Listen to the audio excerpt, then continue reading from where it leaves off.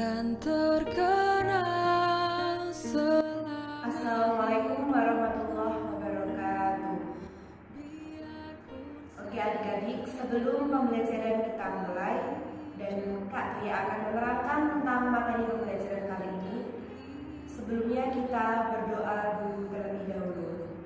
Bismillahirrahmanirrahim. Rabbi zidni ilma warzuqni fahma. Amin ya rabbal alamin. Al-Fatihah. A'udzu billahi minasyaitonir rajim. Bismillahirrahmanirrahim. Alhamdulillahi rabbil alamin. Ar-Rahmanir Rahim. Maliki yaumiddin.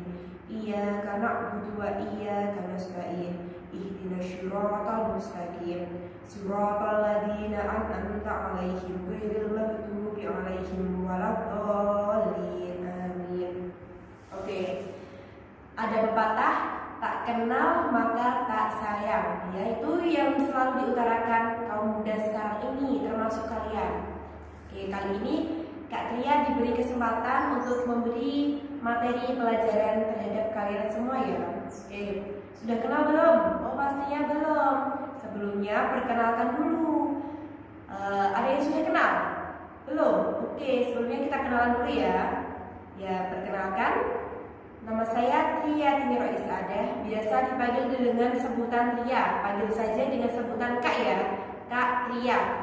Kali ini kita akan belajar bersama Kak Tria tentang sejarah kebudayaan Islam kelas 12 semester pertama dengan materi yang berjudul Peran Umat Islam dalam Memperjuangkan Kemerdekaan Indonesia, yaitu pada masa penjajahan dan pada masa kemerdekaan Republik Indonesia.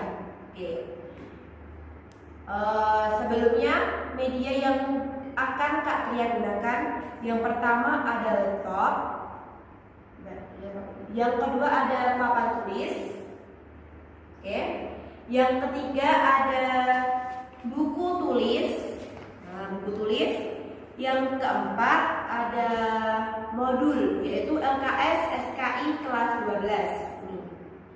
SKI. Yang kelima ada kapur, juga ada. Oke. Ya, itu merupakan media pembelajaran. Dengan apa? Tujuan media pembelajaran itu untuk mempermudah kita dalam belajar. Tanpa media pembelajaran, kegiatan belajar mengajar itu sulit untuk dilaksanakan. Oke adik-adik, kali ini kita akan memperlangsungkan pembelajaran sejarah kebudayaan Islam pada saat ini. Dimohon untuk seluruh adik-adik yang melihat video ini untuk mempersiapkan buku dan pensil ataupun pena untuk membuat kerangka pembelajaran. Ini merupakan kerangka pembelajaran materi sejarah kebudayaan Islam kali ini dengan tema Peran Umat Islam pada Masa Penjajahan dan Kemerdekaan. Ya, tujuan membuat kerangka pembelajaran itu apa sih?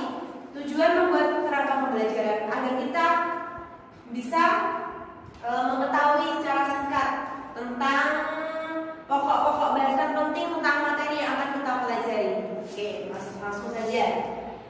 Peran umat Islam pada masa penjajahan dan kemerdekaan.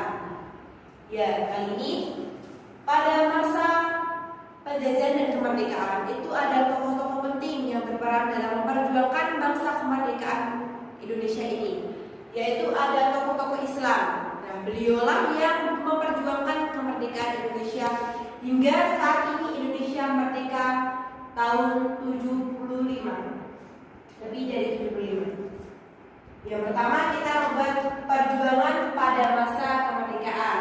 Ya, pada masa kemerdekaan yang memperjuangkan itu ada beliau, yaitu yang pertama ada Pangeran Diponegoro. Silakan ditulis ya, membuat kerangka teks seperti ini. Yang kedua ada Tengku Umar. Itu merupakan perjuangan pada masa kemerdekaan Indonesia. Yang pertama ingat ada Pangeran Diponegoro. Yang kedua ada Tengku Umar. Oke, udah paham? Selanjutnya perjuangan pada masa kebangkitan nasional, yaitu Haji Umar Said Cokro Aminoto. Yang kedua ada Kiai Haji Ahmad Dahlan. Dan yang ketiga ada Kiai Haji Muhammad Hashim Asy'ari. Nah, ini merupakan kerangka pembelajaran kita SKI pada kali ini. Oke. Kita mengetahui perjuangan pada masa kemerdekaan itu ada dua tokoh Islam yang penting. Yang pertama ada Pangeran Diponegoro, yang kedua ada Teguh Umar. Sedangkan perjuangan pada masa kebangkitan nasional ada tiga tokoh Islam yang berperan penting. Yang pertama Haji Umar Said Cokro Aminoto, yang kedua ada Kiai Haji Ahmad Dahlan, dan yang terakhir ada Kiai Haji Muhammad Hashim Asy'ari. Oke, selanjutnya Kak Tria akan menerangkan tentang latar belakang adanya materi ini, yaitu latar belakang adanya peran umat Islam pada masa penjajahan dan kemerdekaan. Apa itu sih? Langsung saja. Selanjutnya kita sudah membuat suatu kerangka pembelajaran. Selanjutnya kita akan mempelajari tentang latar belakang adanya peran umat Islam pada masa penjajahan dan kemerdekaan. Ini merupakan peristiwa penting, sejarah penting yang ada di negara kita Indonesia. Apalagi negara kita itu sudah berusia 75 tahun pada masa kemerdekaan. Oke. Kita perlu mengetahui latar belakang awal mulanya peran umat Islam pada masa penjajahan dan kemerdekaan. Penjajahan datang ke Indonesia itu sejak awal ke-15. Kedatangan bangsa Portugis dan Spanyol dan dilanjutkan Belanda yang awalnya mereka datang ke Indonesia berniat mencari dagangan rempah-rempah. Namun karena ingin menguasai secara berlebih, mereka menjajah bangsa Indonesia secara halus. Perjuangan umat Islam dalam mengusir penjajah dan meraih kemerdekaan dibagi dalam beberapa tahap perjuangan antara lain. Yang pertama pada masa penjajahan, di mana perjuangan rakyat dibayani oleh politik pecah belah. Yang kedua, pada masa kebangkitan nasional. Pada masa penjajahan, perlawanan yang dilakukan oleh para pejuang di daerah-daerah dengan semangat masing-masing tanpa ada pola hubungan untuk menjalin suatu persatuan. Belanda menerapkan politik pecah belah, yaitu kombinasi strategi politik, militer, dan ekonomi yang bertujuan mendapatkan dan menjaga kekuasaan dengan cara memecah kelompok besar menjadi kelompok-kelompok kecil yang lebih mudah ditaklukkan. Dalam konteks lain, politik pecah belah juga berarti menjaga kelompok-kelompok kecil untuk bersatu menjadi sebuah kelompok besar yang lebih kuat. Perlawanan dilakukan oleh Pangeran Diponegoro di Jawa, Teguh Umar di Aceh, dan lain-lain. Perlawanan tersebut tidak mampu mengusir penjajah dari bumi Indonesia ini. Pada masa kebangkitan nasional, para pemuda yang belajar ke luar negeri baik itu di Timur Tengah maupun Barat dengan semangat nasionalismenya kembali ke Indonesia dan bersatu berjuang meraih kemerdekaan. Kesadaran terhadap perjuangan yang bersifat kedaerahan seperti Perang Paderi, Perang Diponegoro maupun Aceh dianggap tidak efektif dalam mengusir penjajah dari negeri Indonesia. Kesadaran dalam menggalang semangat kebangsaan ini melahirkan gerakan kebangkitan nasional. Haji Umar Said Cokro Aminoto, Haji Agus Salim, Kiai Haji Ahmad Dahlan, dan Kiai Haji Hashim Asy'ari merupakan tokoh-tokoh yang sangat berperan penting dalam organisasi-organisasi pada masa kebangkitan nasional. Setelah Indonesia merdeka, muncul tokoh-tokoh intelektual Muslim mengisi kemerdekaan dengan berbagai karyanya, yaitu Profesor Hamka, Abdurrahman Wahid, Habibie, dan lain-lain yang berkarya sesuai bidangnya. Nah, itu merupakan latar belakang adanya peran umat Islam pada masa penjajahan dan kemerdekaan. Oleh karena itu, tokoh-tokoh ini merupakan tokoh-tokoh penting dalam memperjuangkan kemerdekaan Indonesia dan merupakan peristiwa sejarah yang penting yang perlu dikenang sepanjang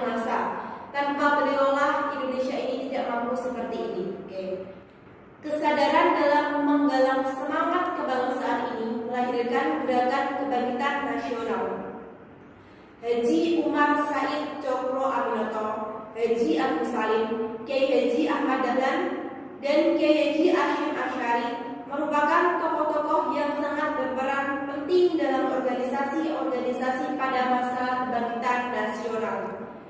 Setelah Indonesia merdeka, muncul tokoh-tokoh intelektual Muslim mengisi kemerdekaan dengan berbagai karyanya, yaitu Profesor Hamka, Abdurrahman Wahid, Habibie, dan lain-lain yang berkarya sesuai bidangnya. Nah, itu merupakan latar belakang adanya peran umat Islam pada masa penjajahan dan kemerdekaan.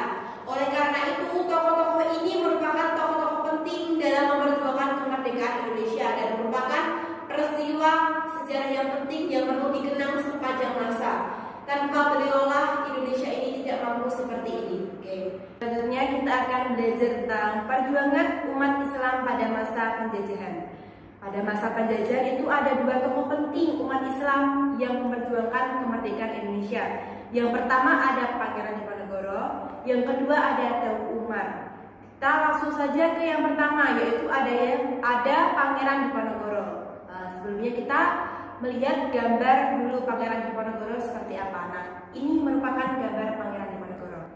Pangeran Diponegoro adalah putra sulung dari Sultan Hamengkubuwono III, Raja ketiga di Kesultanan Yogyakarta, lahir pada 11 November 1785 di Yogyakarta dengan nama mustahar dari seorang ibu bernama Raden Ajeng Mangkarawati yang merupakan keturunan Kiai Agung Perampelan, ulama yang sangat disegani di masa Panembahan Senapati Pendidikan Kerajaan Mataram.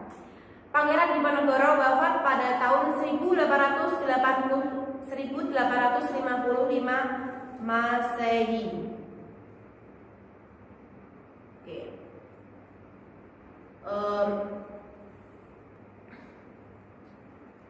Pangeran Diponegoro sangat memiliki jasa penting dalam memperjuangkan kemerdekaan Indonesia. Oleh karena itu, sebagai penghargaan atas jasa Diponegoro dalam melawan penjajah di beberapa kota besar Indonesia terdapat Jalan Pangeran Diponegoro. Kota Semarang sendiri juga memberikan apresiasi agar nama Pangeran Diponegoro akan semakin hidup. Nama-nama tempat yang menggunakan namanya antara lain Stadion Diponegoro, Jalan Pangeran Diponegoro, Universitas Diponegoro atau Undip, dan maupun Kodam 4 Diponegoro. Selanjutnya adalah Teuku Umar. Berikut adalah gambar Teuku Umar.